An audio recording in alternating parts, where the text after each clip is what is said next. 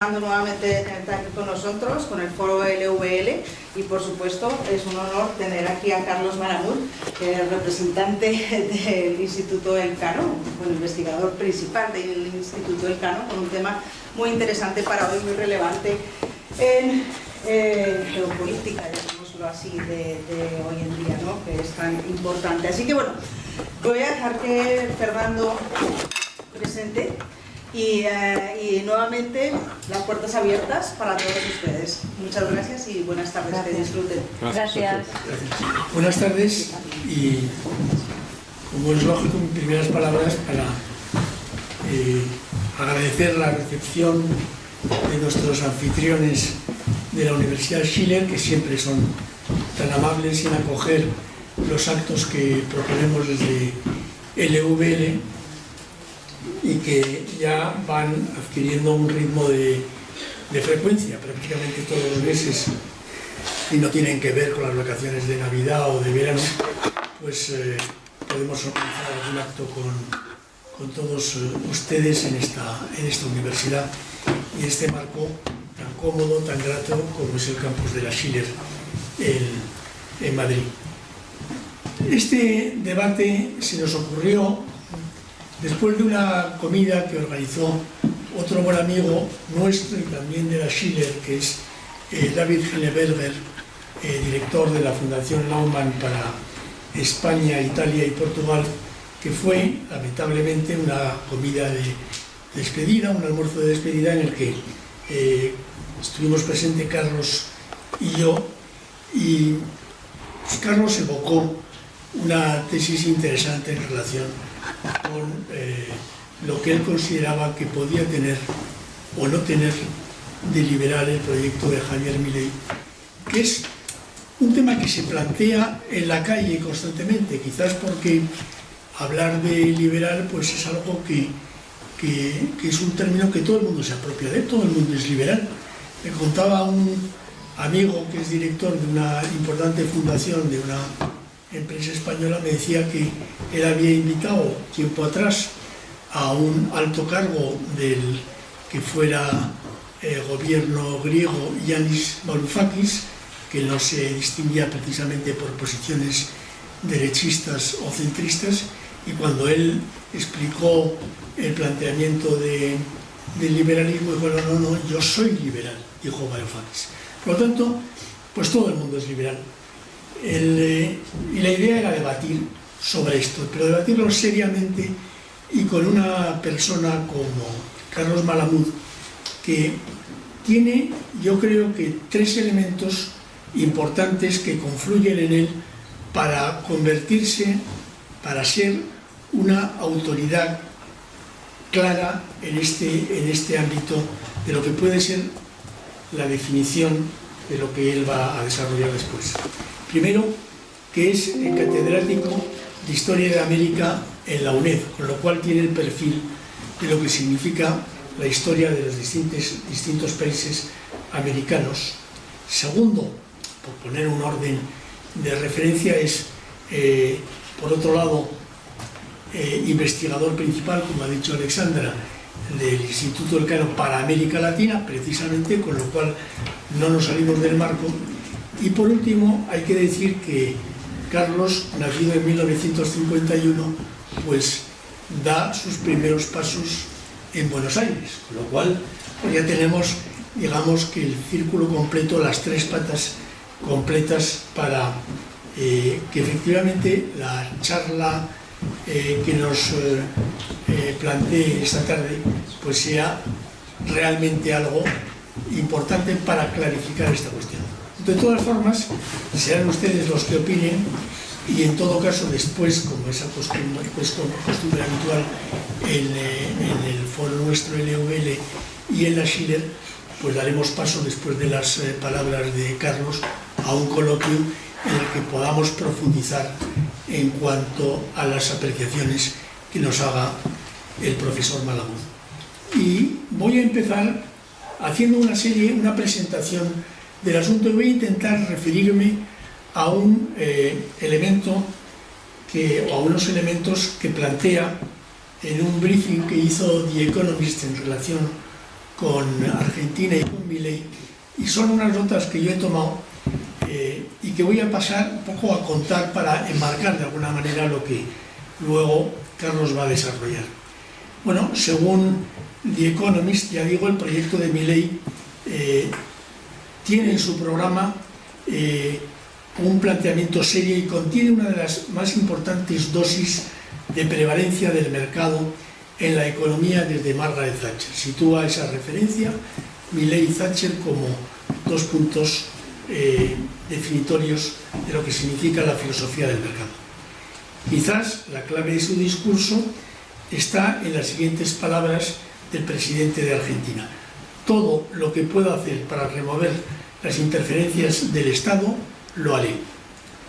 Se trata de un experimento que se aplica a un país que ha sufrido décadas de decadencia, todos las hemos seguido más o menos directa o indirectamente. Ha tenido una inflación absolutamente desbordada, según los datos del semanario británico del 211 en el año 2023, y un exceso de regulación en todos los sectores de la economía. Después de la acción de Milei, la que viene desarrollando ahora, el gasto del gobierno se ha reducido en un 30%, cifra realmente notable. La inflación ha descendido, los ministerios se han reducido de 18 cuando él toma posesión a 8. También ha reducido la capacidad adquisitiva de las pensiones. Eso lo digo, pero no sitúo en eso un activo de la gestión de Milei, simplemente doy el dato. Ha decretado una amnistía fiscal, ha reducido la burocracia en las gestiones con la administración a través de procedimientos de desregulación.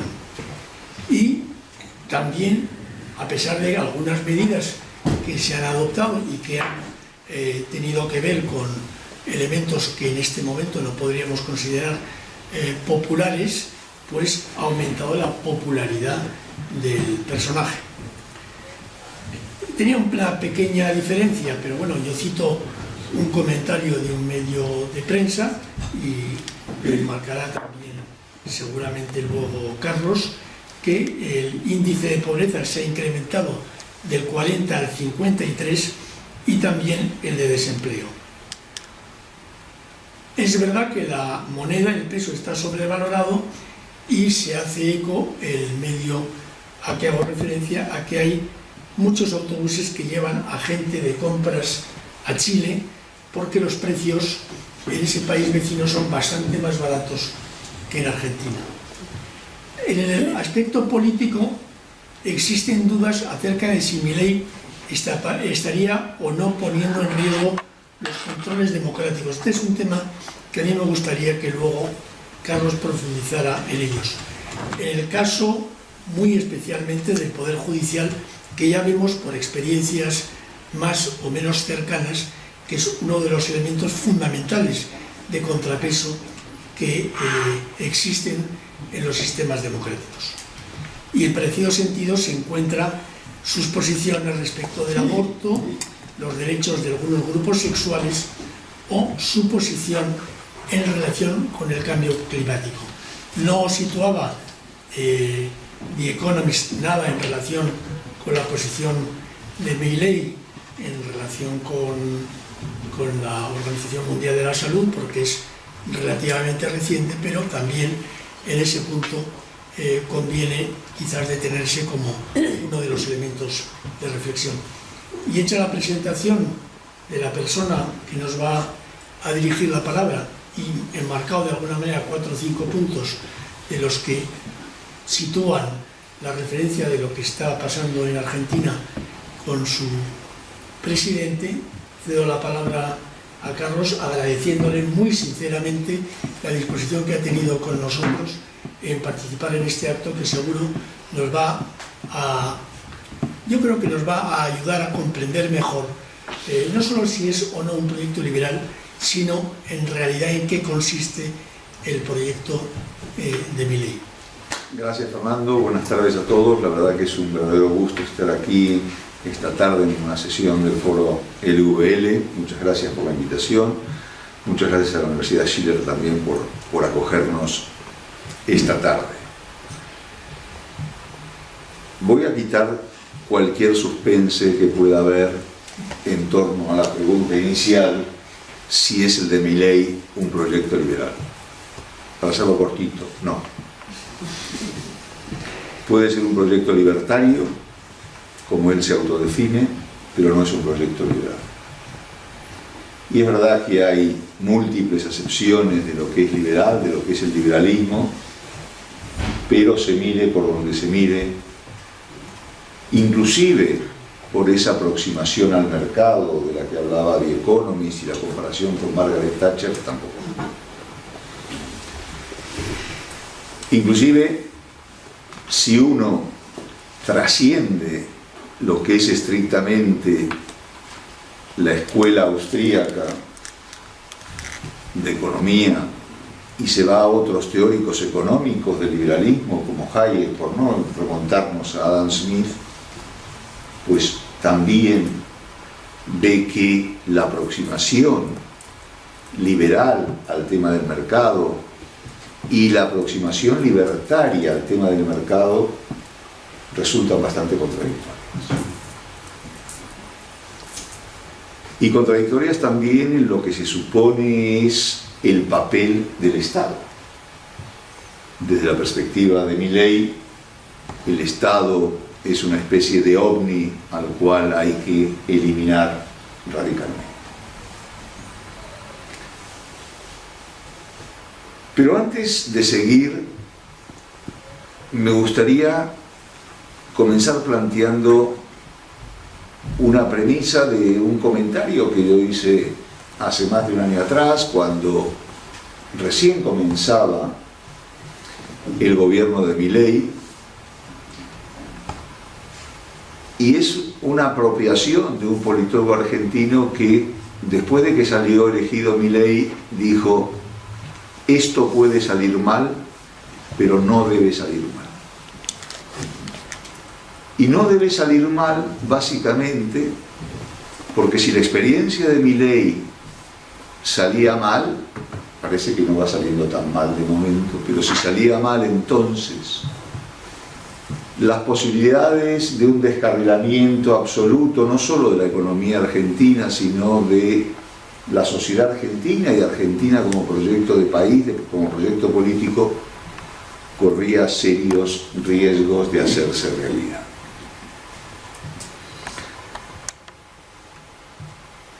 Llega Milei, y llega Milei en un contexto bastante especial. En un contexto en el cual, después de la salida del kirchnerismo en 2015, tras el triunfo de Mauricio Macri, la mala gestión macrista permite la vuelta del kirchnerismo-peronismo al poder en Argentina. Como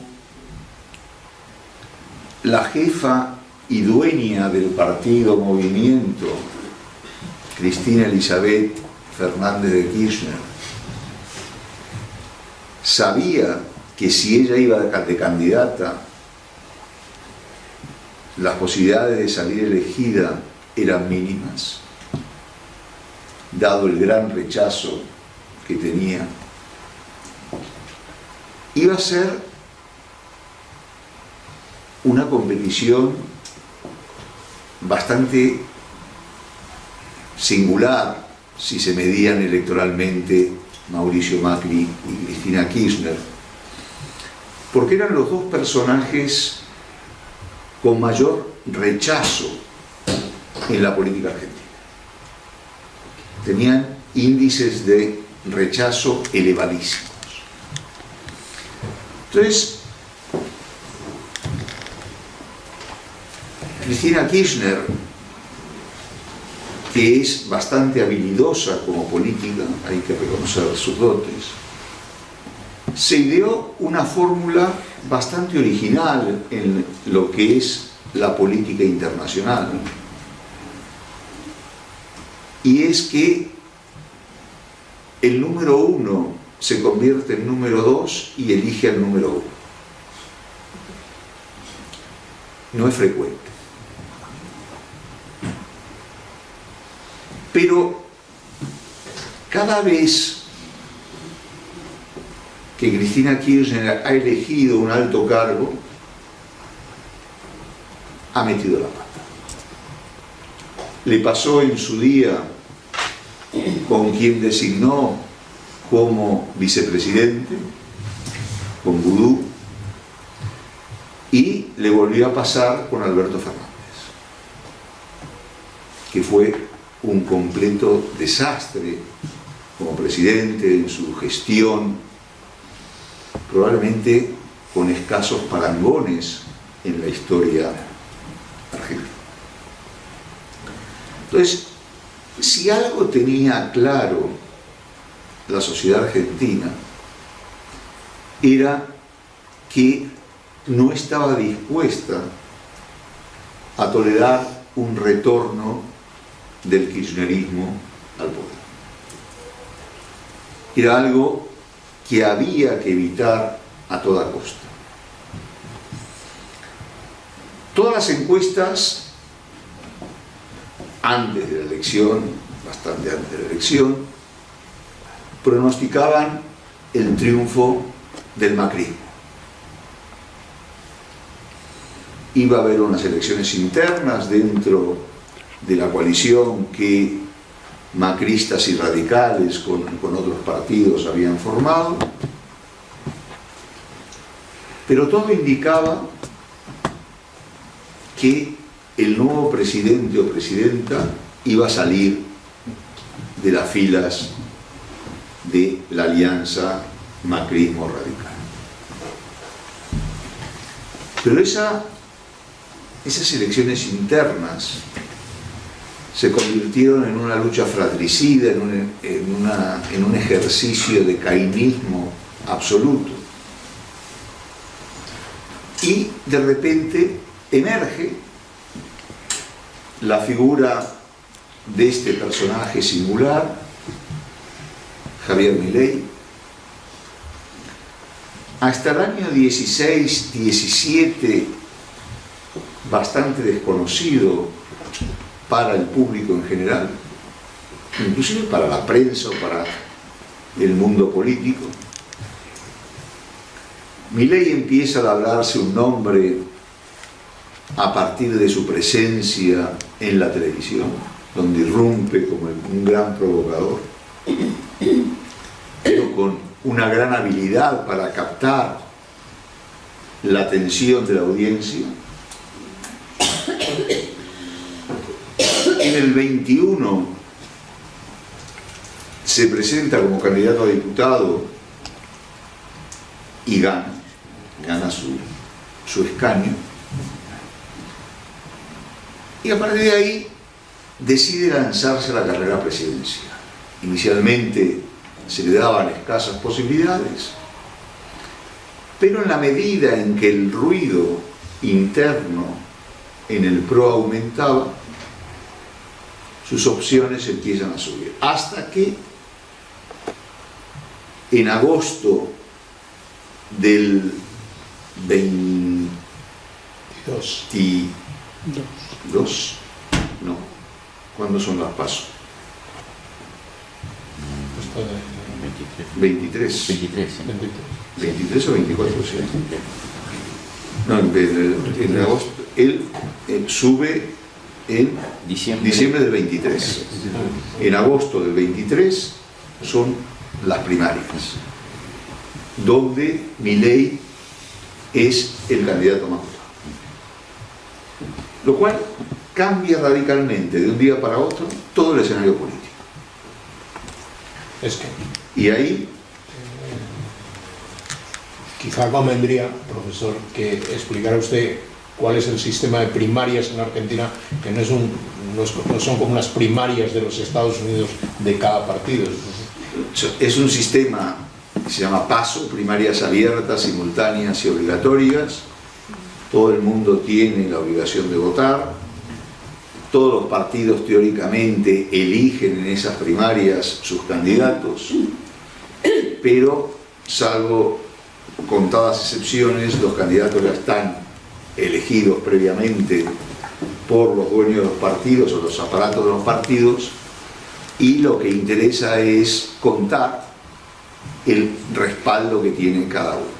De alguna forma, estas primarias son una primera vuelta en el sistema electoral argentino que permite medir, por un lado, la temperatura, saber qué apoyos tiene uno y otro, y condicionar políticas de cara al futuro.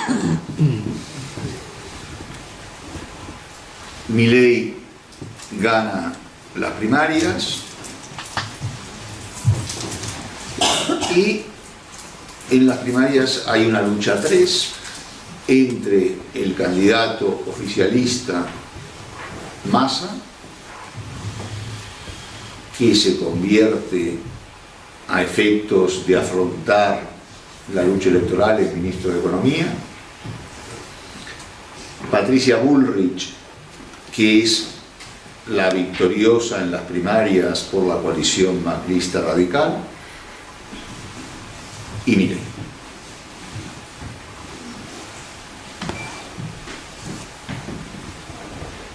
Quien antes de las primarias aparecía o podía aparecer como la gran favorita, que era Patricia Bullrich, se equivoca en la manera de plantear la elección.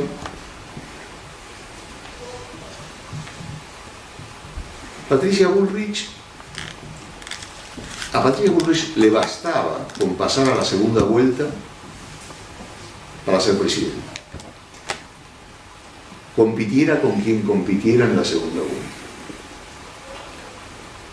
Si Patricia Bullrich en la segunda vuelta competía contra Massa, todo el apoyo de los que habían votado por Milei lo iba a capitalizar.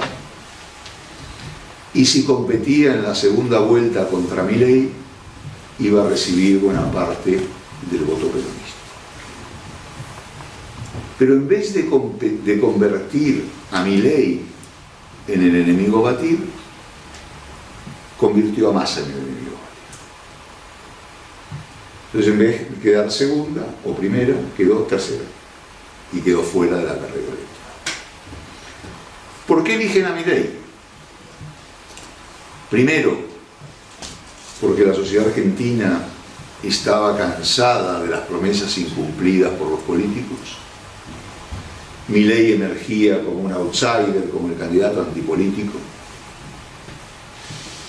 como un candidato que llega con un doble discurso. Por un lado, el de la motosierra, es decir, aquí hay que hacer un ajuste durísimo del cual no se va a salvar nadie, pero es lo necesario para sacar al país del pozo en que se encuentra. Y el segundo discurso, el discurso anticasta, antipolítico.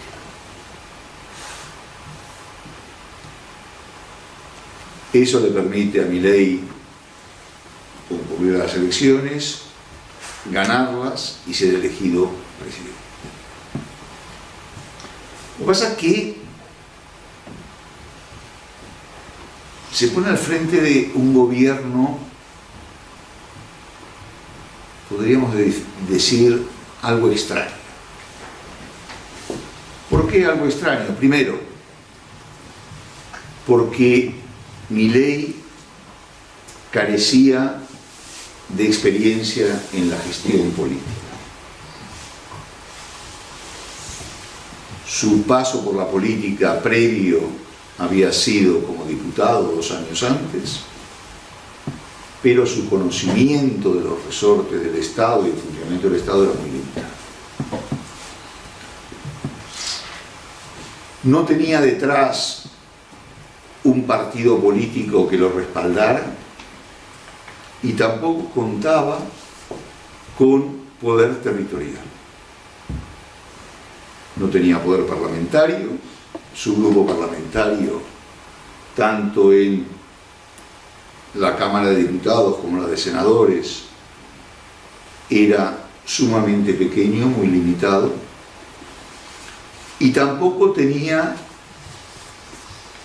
ningún gobernador ni alcalde.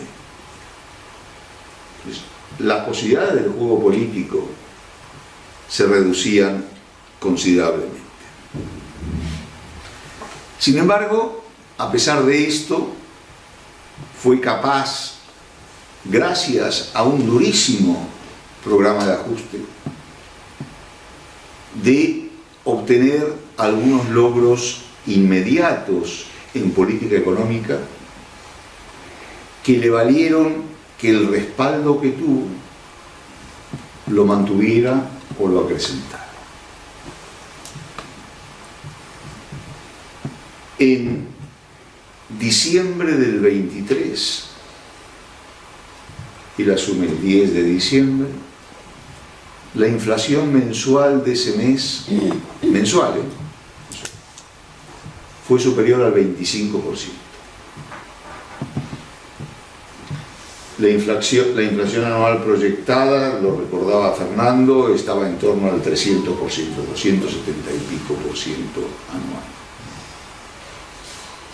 El riesgo de caer en una hiperinflación era muy serio.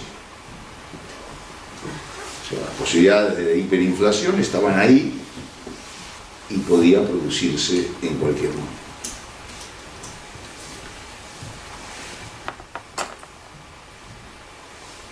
El ajuste fiscal va a descansar, por un lado, en una importante licuación de activos, va a descansar también en el recorte casi absoluto de inversión pública. La inversión en infraestructuras se paraliza. La transferencia de fondos del gobierno nacional a los gobiernos provinciales bajan más del 70%.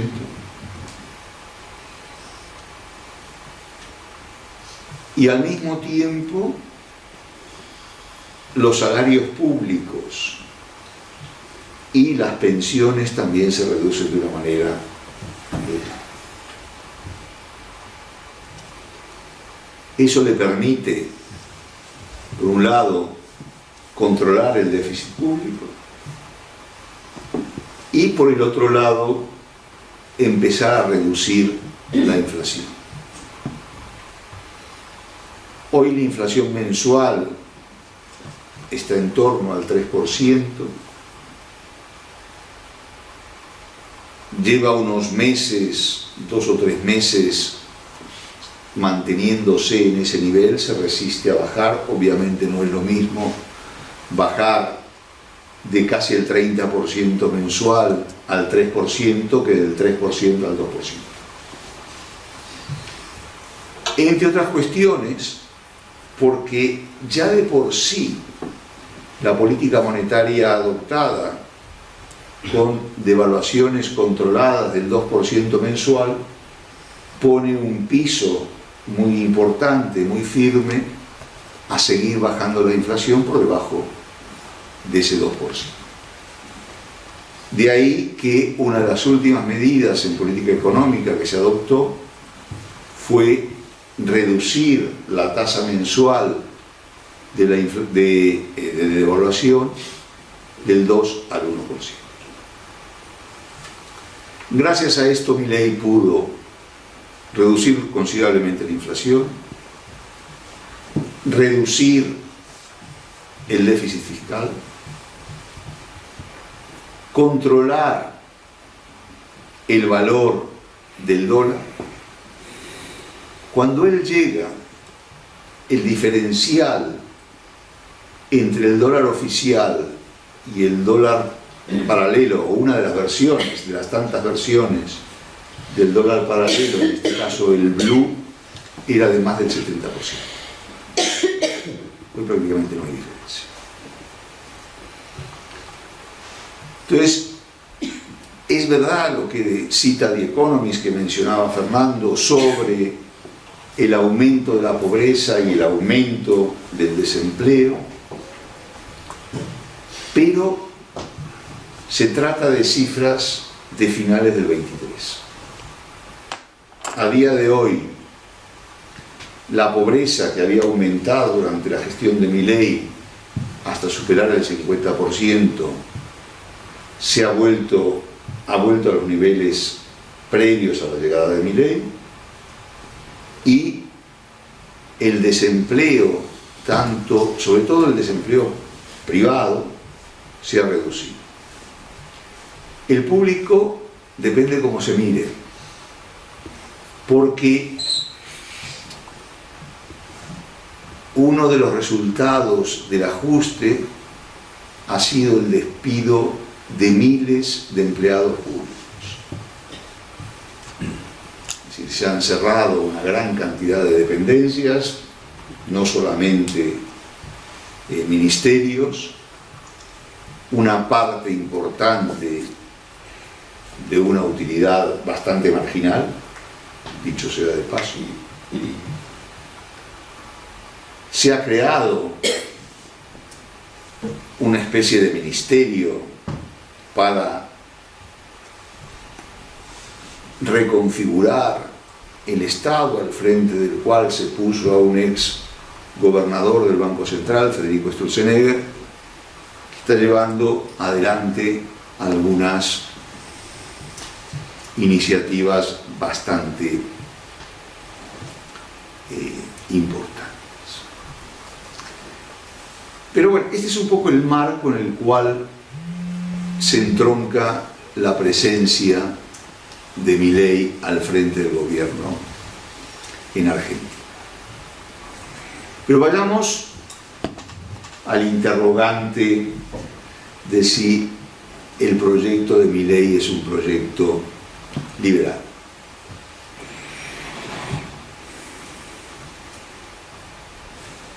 El mes pasado se produjo la segunda presencia de Milei en el Foro de Davos. Cada vez que Milei va a Davos, la lía.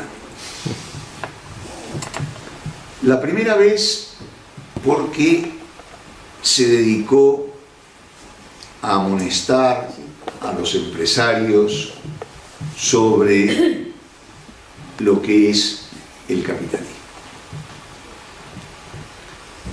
Y esta vez porque, entre otras cosas, más allá de tomar posiciones prácticamente iguales a la de Trump en relación con el cambio climático y otras cuestiones, pues no tuvo mejor idea que comparar a la homosexualidad con la pedofilia.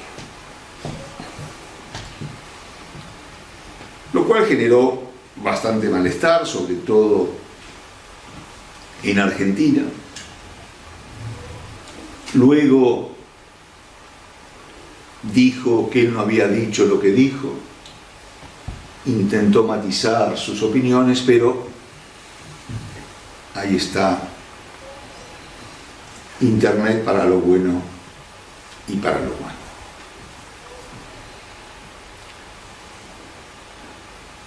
Esta pregunta de si un presidente argentino es liberal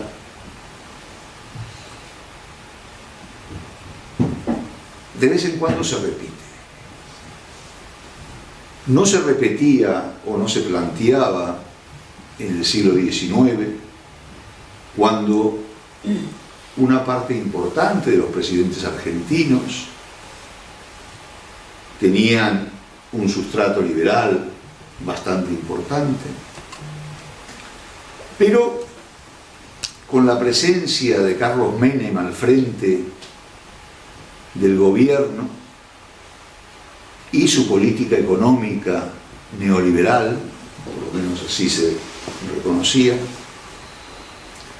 esta pregunta se hizo recurrente. Era Menem liberal. Mi gran amigo Ezequiel Gallo, lamentablemente fallecido, porque si estuviera vivo,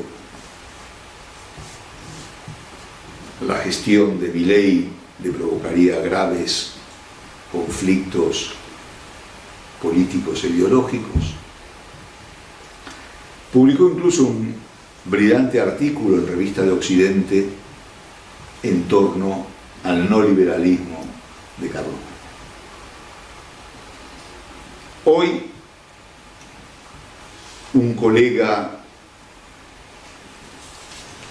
y gran amigo de Ezequiel Gallo, Natalio Botana, reflexionando sobre la figura de Javier Milei, señaló que Milei encarna lo que él llama un liberalismo derogatorio. ¿Qué quiere decir esto de un liberalismo derogatorio?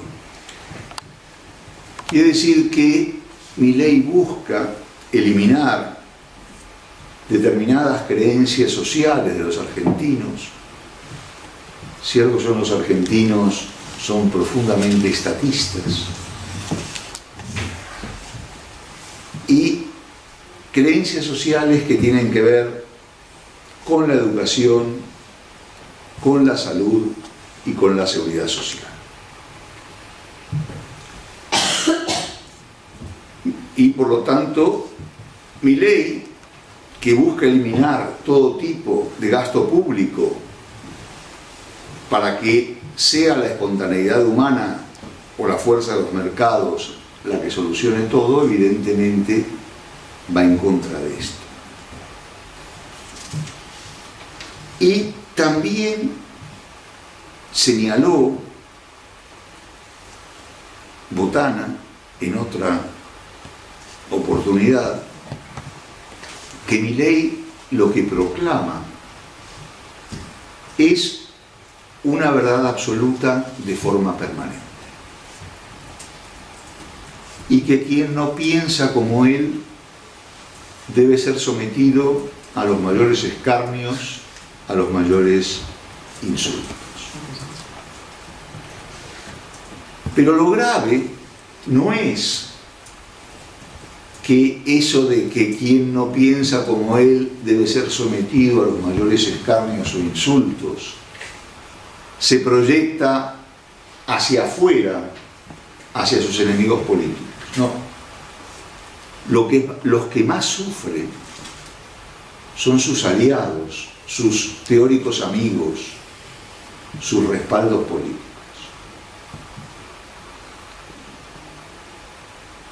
En los 12 meses de gobierno de Milei, el número de ministros, incluyendo su primer jefe de gabinete, de secretarios de Estado, de altos cargos, cesados de forma fulminante, es impresionante. No tengo la cifra exacta, pero probablemente están entre 100 y 200 altos cargos cesados en 14 meses. Pues es una cantidad bastante apreciada. Entre otras, entre los eses, repito, el primer jefe de gabinete, con cargo de ministro, la primera ministra de Exteriores, Diana Mondino, y su vicepresidenta, que actúa también como presidenta del Senado, Victoria Villarroel, ha sido congelada. La relación entre el presidente y su vicepresidenta hoy es prácticamente inexistente. Es verdad que en la tradición Argentina y latinoamericana en general, en aquellos países donde hay vicepresidentes, siempre esta ha sido una relación muy complicada, entre otras cosas porque los vicepresidentes no tienen ninguna función clara. Más allá, en algunos casos, de estar al frente del Senado, pero en realidad la única función del vicepresidente o vicepresidenta es esperar a que el presidente o presidenta se muera o renuncie para ocupar su lugar.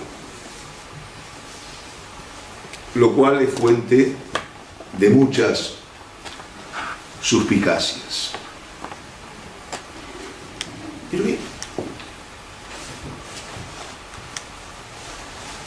para poder responder a la pregunta sobre el proyecto de Milei, hay que hacer una lectura primero desde una perspectiva internacional y luego desde una perspectiva interna. Desde una perspectiva internacional hay que mirar a quiénes son sus aliados, quiénes son sus amigos políticos.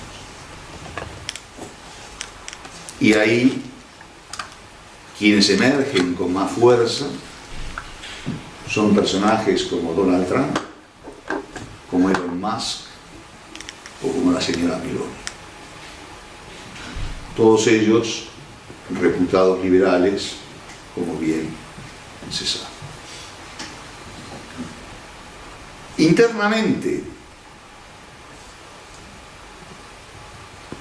como decía, Milei llega con un mensaje poderosamente anticasta, con un mensaje que luego se vincula a la necesidad de dar una profunda batalla cultural, donde el surdaje, como dice Milei, debe ser eliminado de la faz de la tierra, con un mensaje totalmente anti-woke, con un mensaje plagado de gritos e insultos, pero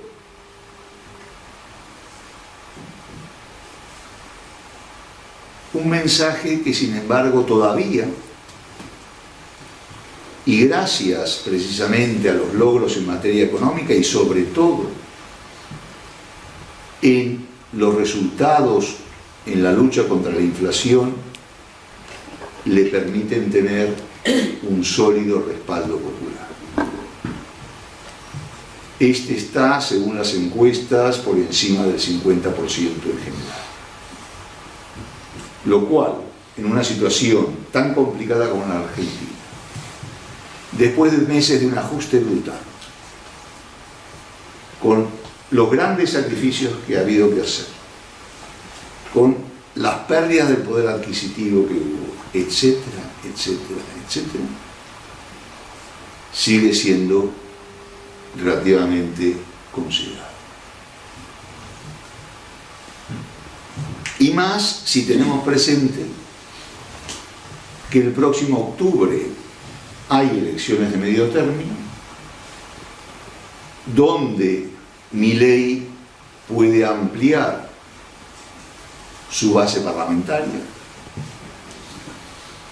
puede también, porque en algunas provincias hay elecciones a gobernador, aumentar su base territorial, aunque su gestión de gobierno va a seguir dependiendo, como ahora, de importantes alianzas políticas. ¿Por qué? Porque en octubre se renueva la mitad de la Cámara de Diputados y un tercio del Senado, y la posibilidad de que Milei obtenga mayorías es bastante reducida, sobre todo teniendo en cuenta su punto de partida sumamente limitado. Tendría que haber una gran debacle profundísima de los partidos tradicionales para que la Libertad Avanza, el partido de Milei, consiguiera mayoría en alguna de las dos cámaras. Pero bueno, en definitiva, Milei es un hombre de poder que hace todo lo posible por mantenerse, pese a su fuerte convicción libertaria, es decir, totalmente contraria al mercado. En este terreno actúa con grandes dosis de pragmatismo y cuando necesita intervenir sobre el mercado para incidir sobre la economía, lo hace. Ahí está, por ejemplo, cuando o en un momento determinado la lucha contra la inflación se estanca,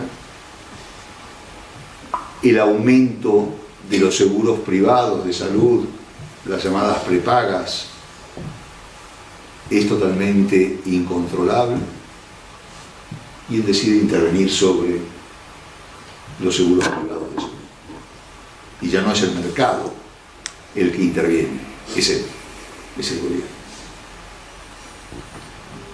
Ahí está la ley que impulsó el RIGI, que es un reglamento para las grandes inversiones en temas de infraestructura y otros, que también es una intervención clara sobre el mercado, garantizando el respaldo del Estado a esas inversiones y dando prioridad a alguna de ellas.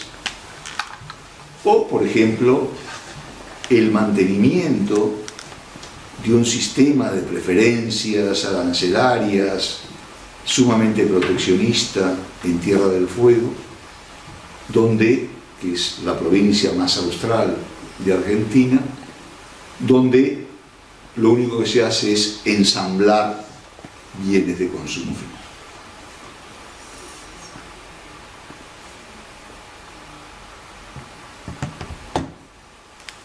Con sus aliados, su relación es conflictiva, no solamente con los que están en sus propias filas, sino con potenciales aliados. Si hay un político en Argentina liberal por excelencia, es Ricardo López Murphy. Y los insultos que periódicamente le destina Milei a López Murphy son bastante serios y duros. Y otra paradoja de un hombre que se reclama liberal y por lo tanto de un talante dialogante, por lo tanto una persona capaz de admitir posiciones diferentes, pues el liberal Milei al mismo tiempo se reclama judío ortodoxo. Y si algo caracteriza a los judíos ortodoxos es su rigidez, no solo con el dogma, sino también en la forma de enfrentar la vida y de enfrentar la diversidad de opiniones. Y luego está el tema que planteaba al principio, que es el del papel del Estado. Teóricamente, para los liberales, hay áreas como la educación, la salud, la seguridad social, donde la intervención del Estado, la defensa, donde la intervención del Estado es necesaria. Por supuesto, que en determinadas condiciones, pero bueno, para eso está la política y la negociación, pero que desde la perspectiva libertaria ni siquiera se trata de un terreno en el cual el Estado, que con malas artes, con malos métodos, intenta imponer su punto de vista, debe ser incluido en la negociación. Y finalmente, y voy a terminar con esto, Milei lanzó un discurso anticasta muy potente, un discurso antipolítico muy potente, que es el que lo acompañó en su llegada al gobierno. Sin embargo, no tuvo ningún problema en negociar con partidos políticos claros representantes de la casta, en negociar con el kirchnerismo cuando fue necesario. No tuvo ningún empacho en proponer como miembro de la Corte Suprema a un juez claramente identificado como corrupto, como miembro de la casta judicial, y sin embargo lo sigue reivindicando.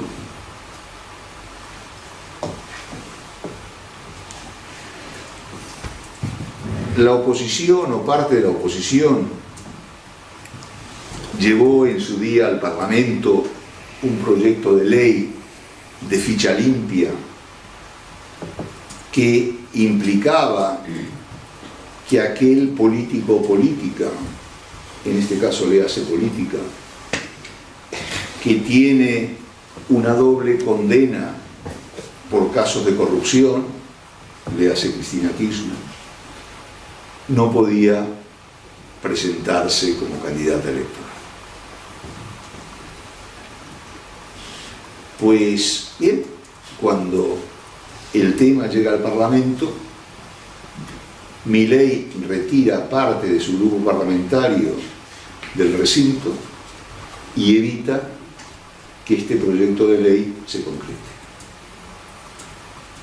En sus mejores sueños, sus grandes opciones pasan por enfrentarse directamente o a través de su hermana, la jefe,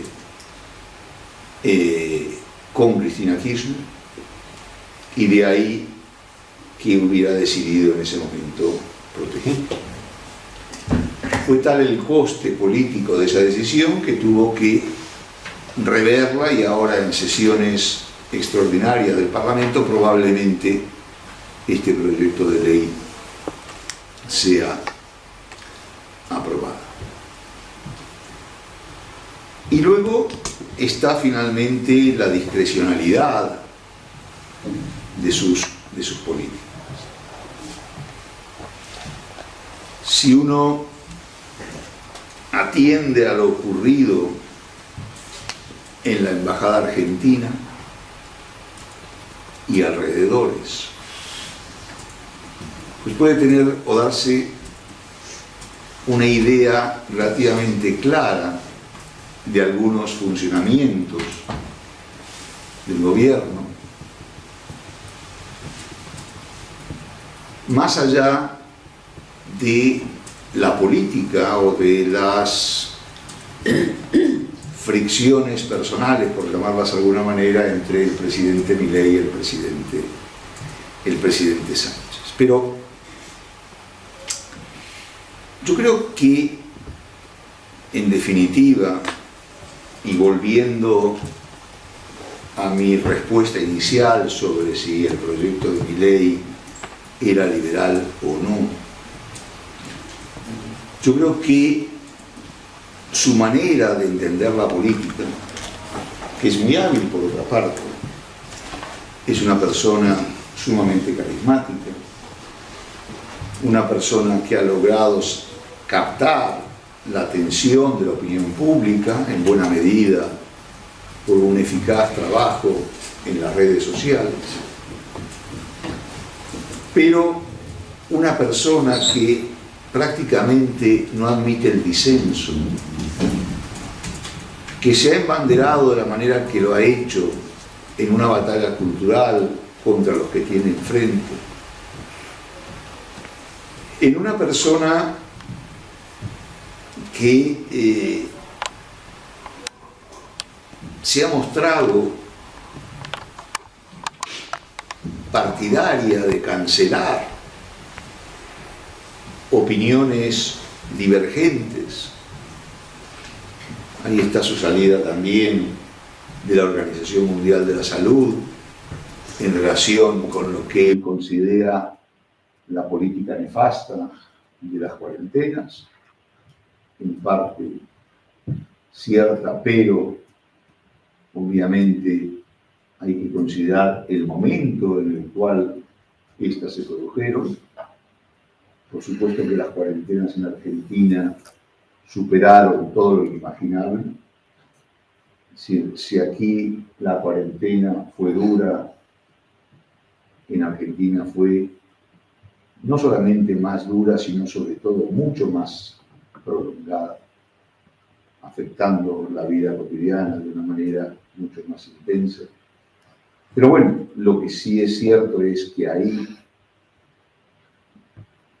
también lo que se advierte es ese rechazo a proteger el derecho de los demás a opinar de una manera diferente y el enfrentamiento brutal en defensa de sus puntos de vista, que son aparentemente los únicos que tienen valor y los únicos que hay que defender de la unidad.